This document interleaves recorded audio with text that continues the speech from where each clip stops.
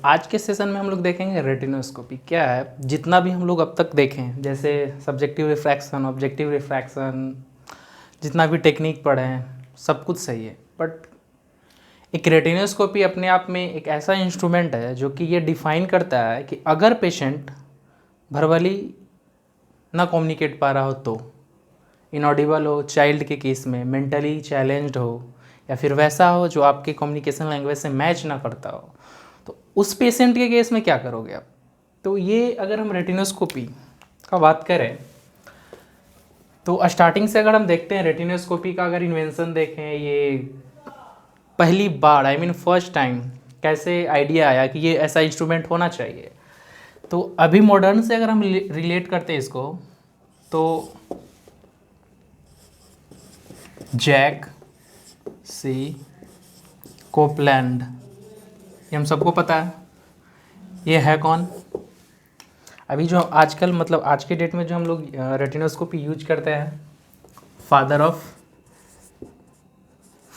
Of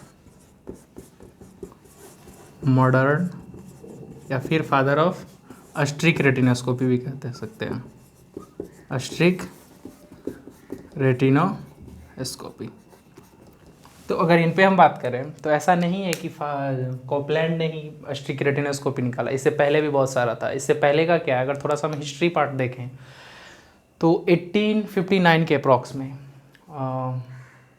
sir woman, उन्होंने find out किया था सब्जेक्टिवली कि उनका डिसीजन ये था कि जो ओकुलर रिफ्लेक्स है वो कैसे अलग अलग मेरिडियन पे अलग अलग लाइट का रिफ्लेक्स आ रहा होता है। तो उस टाइम वो रिफ्रैक्टिव एरर, केराटोकोनस केस में ये सब बता चुके थे कि ये डिफरेंट रिफ्रैक्टिव एरर होने की वजह से, या फिर अलग अलग मेरिडियन से लाइट जाने की वजह से ये जो अल्टरेशन होती है लाइट रिफ्लेक्स में, जो बाउंसिंग बैक हो रही होती है, कैसे फाइंड आउट करते हैं। उसके बाद आफ्टर 14 ईयर्स शिग्नेट, यानी 1873 के अप्रॉक्स, 1859 से 14 ईयर 1873 के अप्रॉक्स में सिग्नेट का ऐसा मानना था कि उन्होंने फाइंड आउट किया कि ये जो हाइपरमेट्रोपिया, मायोपिया, ये सब जितने भी सारे रिफ्रैक्टिव एरर केस है, उन्होंने ये फाइंड आउट किया कि कैसे मिरर के थ्रू अगर लाइट को प्रोजेक्ट किया जाए आई में, तो वो कैसा रिफ्लेक्शन चेंज कर रहा होगा। क्योंकि उस टाइम क्या था कि इतना ज़्यादा एडवांस नहीं था, उस समय सिंपल मिरर यूज हुआ करता था। अगर सिंपल मिरर का बात करें हम, तो सिंपल मिरर यूज होता था तो उस समय मिरर का ये फंडा था कि सपोज ये आई है, ये आई है, राइट। अब उस समय जो मिरर यूज होता था उसका ये फंडा था कि ये मिरर है, ये आई है, यहाँ से लाइट इस पर प्रोजेक्ट की जाएगी, राइट।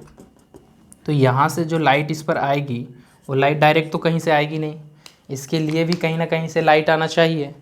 तो ये लाइट कहाँ से आएगी? ये लाइट, अगर सपोज ये पार्ट को हम रब कर दें तो ऐसा देखें कि जो ये लाइट का फॉर्म है, अगर इसको हम हटा दें यहाँ से, तो ये लाइट कहीं ना कहीं लैंप से आएगी, राइट। उस टाइम की बात है। तो यहाँ पे लैंप हुआ करता था, ये लैंप लाइट को यहाँ पे देती थी, राइट। अब ये लाइट रिफ्लेक्ट होकर यहाँ पर आती थी, और ये पीप होल था।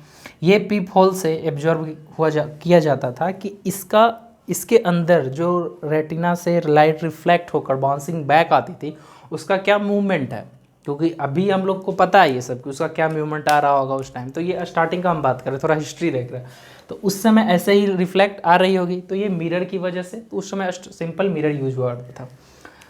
ये प्लेन मिरर था, ये स्टोरी था। इसी मिरर को कन्वर्ट कर दिया गया कॉनकेव मिरर में। तो कॉनकेव मिरर में जब कन्वर्ट किया गया, पीप होल उसमें भी था, तो ये कॉनकेव मिरर दिया गया, तो उसमें ये देखा गया, ये जो पैरेलल बीम ऑफ लाइट आ रही थी पैरेलल में, इसमें ऐसा नहीं है। इसमें क्या है, लैंप से लाइट तो ऐसा ही आ रही है, बट कन्वर्ज हो रहा है, जा रही थी लाइट। अब कन्वर्ज होने की वजह से अलग मूवमेंट आ रहा था, ऐसा एजम्पशन किया गया। तो उस टाइम के लिए एजम्पशन नहीं था, उस टाइम ऐसे ही रिफ्रैक्टिव एरर फाइंड आउट किया जा रहा था। तो ये कॉनकेव मिरर यूज करने की वजह से ऐसा रिफ्लेक्शन हो रहा था। अगर हम रेटिनोस्कोपी का बात करें तो ये तो स्टार्टिंग देखें कि ऐसा हो रहा था। बेसिकली रेटिनोस्कोपी का रिफ्रैक्टिव एरर और पेशेंट के रिस्पॉन्स से कोई लेना देना नहीं है। ये एक ऑप्टिकल इंस्ट्रूमेंट है जिससे लाइट प्रोजेक्ट की जाती है, आई के अंदर, और आई के अंदर जब लाइट आ जा रही होती है तो ये ग्लो कर रही होती है, क्योंकि पूरा रेटिना ट्रांसपेरेंट मेम्ब्रेन है तो ये ग्लो करेगी। ग्लो करने के बाद जो इसके पाथ में, इस लाइट के पाथ में, जैसे हम लोग टिंडल इफेक्ट जानते हैं ना, कि अगर लाइट सनलाइट आ रही है उसके बीच में जितना भी पार्टिकल्स हो वो अगर फ्लोट कर रहा हो तो वो हमको दिखाई दे रहा, तो कहीं ना कहीं ये सेम टिंडल इफेक्ट जैसा ही काम कर रहा है। लाइट यहाँ से प्रोजेक्ट होगी। अब आई का जो कंपोजिशन है इसके अंदर, जैसे एक्वस ह्यूमर, विट्रस ह्यूमर वगैरह जो भी है, ये भी दिखेगा। कॉर्निया में कोई एबनॉर्मलिटी हो गई वो भी दिखाई देगी, क्योंकि वो ट्रांसपेरेंट मेम्ब्रेन है, तो अगर उसमें कोई एबनॉर्मलिटी, तो ये तो दिखाई दे रही थी। उस टाइम ऐसा मानना था कि रेटिनोस्कोपी से सिर्फ एक प्रोजेक्शन की जाती थी लाइट, जिससे इसका ऑकुलर स्टेटस फाइंड आउट करने के लिए किया जाता था। इसका सब्जेक्टिव रिफ्रैक्शन से कोई लेना देना नहीं था, और इनफैक्ट अभी भी देखा जाए तो इसका सब्जेक्टिव रिफ्रैक्शन से कोई लेना देना नहीं। हाँ, ये हद तक सही है कि जैब कोपलैंड ने जब अस्ट्रिक बनाया, वो हम देखेंगे कि ये कैसे अस्ट्रिक बनाया। तो उस टाइम क्या था कि जब इन्होंने बनाया तो ये एस्टिग्मेटिज्म के जो अलग दो मेरिडियन है उस पर अलग लाइट रिफ्लेक्स फाइंड आउट होने की वजह से, क्योंकि दो मेरिडियन मतलब दो मेरिडियन में दो कर्वेचर होगा, तभी तो दो रिफ्लेक्स आ रही है। उस टाइम भी यही मिथ था कि दो मेरिडियन में दो अलग रिफ्लेक्स आ रही है, दो अलग पिक्युलरिटी रिफ्लेक्शन ऑफ रेटिना का लाइट का बाउंसिंग बैक हो रही है, तो ये फाइंड। तो जो सिग्नेट का हम बात किए, जो 1873 के बाद टाइम उन्होंने यही फाइंड आउट किया था। वो फ्रेंच ऑप्थल्मोलॉजिस्ट थे, वो फाइंड आउट किए हैं कि कैसे, उन्होंने ही बताया। जो अभी हम लोग रेटिनोस्कोपी करते हैं तो अभी हम लोग क्या देख रहे होते हैं बेसिकली, स्पीड ऑफ रिफ्लेक्स, हाँ, मूवमेंट। तो ये मूवमेंट वगैरह जो अभी हम लोग देख रहे हैं, उस टाइम भी था विड्थ मतलब जो अभी हम लोग स्ट्रिक से जो न्यूट्रल कर रहे होते हैं, तो उस टाइम सिग्नेट नहीं दे चुका था कि ये स्पीड, मूवमेंट, विड्थ ये ऑकुलर रिफ्रैक्टिव स्टेटस पे डिपेंड करता है, ये क्या होना चाहिए। ये नहीं बताया था कि ज़्यादा है कम है, बट ये बता रहा था कि स्पीड बदल जा रहा है, individual to individual refractive status की वजह से बदलता था। उसके बाद क्या हुआ, जब ये और थोड़ा मॉडिफाई हुआ तो ये वर्जन कहीं ना कहीं, अब उस समय तो ये बल्ब यूज होता था, तो ये बल्ब नहीं होता था, ये गैस लैंप था। ये क्या था, गैस लैंप था, गैस लैंप यूज होता था। अब ये गैस लैंप रिमूव हो गया है समय के बाद, ये बदल गया, गैस लैंप कन्वर्ट होके हो गया इनकैंडेसेंट लैंप में। अब इनकैंडेसेंट लैंप में बदल गया, अब ये गैस लैंप यूज होना बंद हो गया, राइट।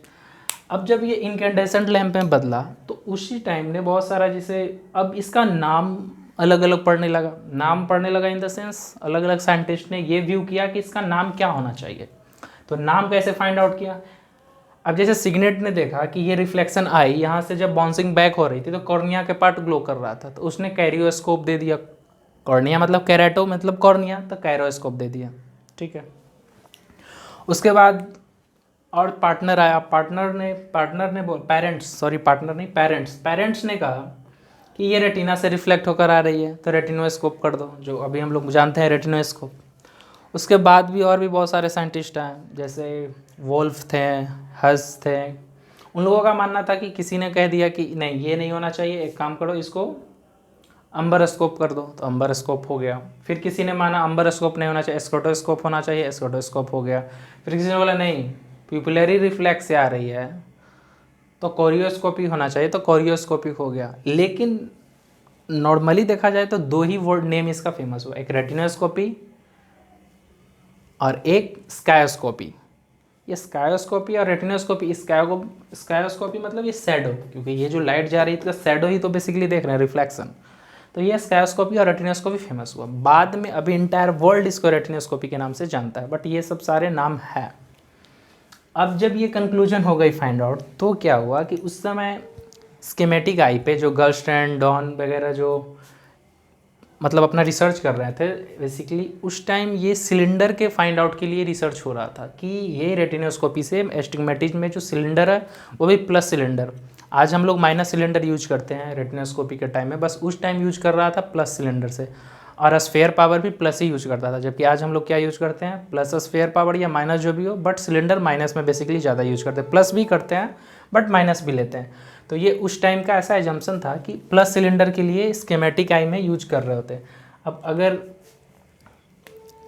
हम ये देखें कि ये कंक्लूजन इतना आने के बाद अस्ट्रिक में कैसे बदला, तो क्या हुआ कि वो जो वॉल्फ ने उस टाइम अपना एक थ्योरी जो निकाला था, डिस्टेंस पे करके उनका एक कोई थ्योरी था, डिस्टेंस थ्योरी करके, pupillary theory, distance far point theory. तो ये ऐसा ऐसा थ्योरी था। तो उस टाइम जब 1902 के आसपास कॉपलैंड ने क्या किया कि उनका जो स्कीमेटिक है, जो स्पॉट उसका, हाँ उसके ये सब मिरर के बाद क्या हुआ, अब लोगों ने एस्टिग्मेटिज्म फाइंड आउट करने के लिए मिरर का शेप चेंज कर दिया। जैसे स्लिट मिरर यूज करने लगा। स्लिट मिरर मतलब मिरर का जो ये अब तक जो मिरर फ्लैट था उसको कन्वर्ट कर दिया सब स्लिट के फॉर्म में। अब स्लिट के फॉर्म में कन्वर्ट किया मतलब स्लिट जैसा ही लाइट रिफ्लेक्ट होगी, जैसा लाइट आएगा वैसा ही, उससे एस्टिग्मेटिज्म भी फाइंड आउट आसानी से हो रहा था।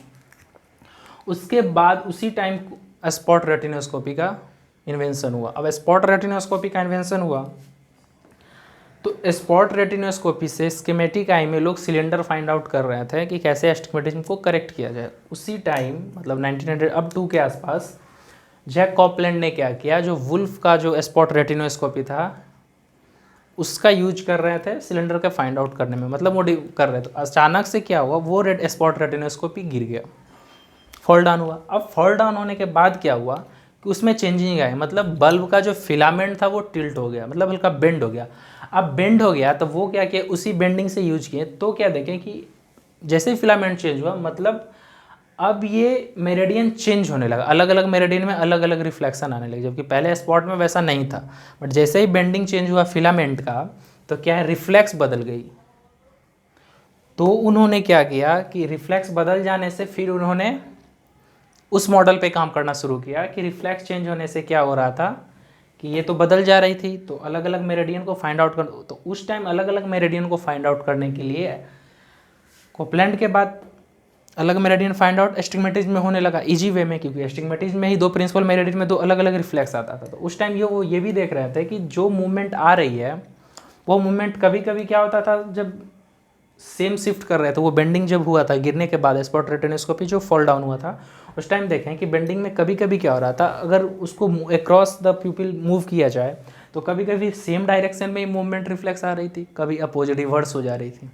हाँ, कभी हॉरिजेंटल में मूव करें तो उसमें भी कभी सेम आता था, कभी हॉरिजेंटल में भी रिवर्स हो जाता था, वर्टिकल में भी सेम ही होता था। तो इसकी वजह से एस्टिग्मेटिक आज हम लोग को पता है, हम लोग फिलहाल अभी जानते हैं कि मूवमेंट क्यों आ रही होगी, लेकिन उस टाइम तो ये स्टार्टिंग था। तो ये कंक्लूजन यहाँ से निकलते हैं। अब कॉपलैंड के बाद क्या हुआ, बहुत सारा कंट्रीब्यूशन और भी आया, जैसे अभी तो हम लोग मॉडर्न रिफ्रैक्टोमीटर जो यूज करते हैं, ऑटोमेटेड इंफ्रारेड लाइट को प्रोजेक्ट किया जाता है, जिसमें क्या होता है वो एक पावर भी वैल्यू चली आती है, जबकि इस टाइम वैल्यू रेटिनोस्कोपी से नहीं आती थी, वो सिर्फ रिफ्रैक्शन के, मतलब रिफ्रैक्शन का इन द सेंस है पावर फाइंड आउट नहीं होता था। अभी के मॉडर्न में हम लोग पावर फाइंड आउट कर लेते हैं आसानी से, लेकिन उस टाइम नहीं होता था, तो इंफ्रारेड का यूज हो करते, इसीलिए इसको उस टाइम डायप्ट्रोस्कोप भी बोला जाता था। डायप्ट्रोस्कोप क्यों, क्योंकि ओवरऑल इसको करने के बाद कहीं ना कहीं हम लोग यही फाइंड आउट कर रहे होंगे कि इससे कैसे पावर निकालते हैं, रिफ्रैक्टिव पावर, जबकि ये दोनों अलग चीज़ था। रेटिनोस्कोपी करना अलग चीज़ था और पावर फाइंड आउट करना अलग चीज़ था। जबकि अलग बात है कि दोनों को कंबाइंड किया गया कि जो रेटिनोस्कोपी से हम एब्जॉर्ब कर रहे हैं क्या वो सेम डायप्ट्रिक पावर यानी सब्जेक्टिव रिफ्रैक्शन करके आता है कि नहीं। इससे क्या होता था, इससे अभी भी क्या होता है कि इससे टाइम बहुत सारा सेव हो जाता है, बहुत सारा टाइम सेव हो जाता है इन द सेंस ज़्यादा टाइम रिफ्रैक्शन में टाइम टेकन जो लग रही होती है। नहीं तो अगर इसमें बहुत सारा आगे टेक्निक भी हम लोग देखेंगे कि कौन सा टेक्निक कैसे यूज करेंगे तो ज़्यादा टाइम का सेविंग होगा, क्योंकि कॉपलैंड ने होल इंटायर लाइफ इसी में स्पेंड कर दिया ये बताने में कि एस्टिग्मेटिज्म रेटिनोस्कोपी का हम यूज कैसे करेंगे, अलग अलग रिफ्रैक्टिव एरर को, डायप्टर पावर में ओकुलर रिफ्रैक्टिव स्टेटस को फाइंड आउट करके करेक्शन में क्या कंट्रीब्यूशन था उन्होंने ये। तो I think so up to retinoscopy का एक ग्रॉस व्यू हम लोग देखें कि इन्वेंशन कैसे होगा। आगे हम लोग देखेंगे ये वर्क कैसे करता है, इसका प्रोसीजर क्या है। Up to this, thank you.